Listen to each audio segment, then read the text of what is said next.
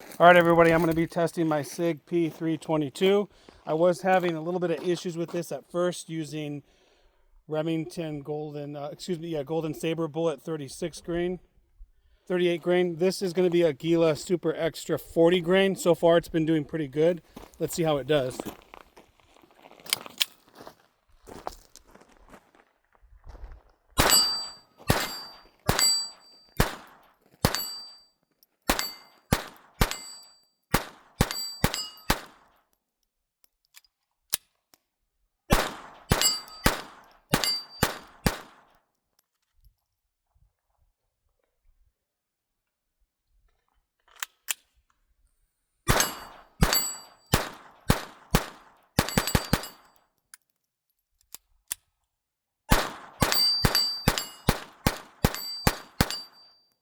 Not bad. I had two malfunctions, but overall it's running a lot better with that Aguila 40 grain.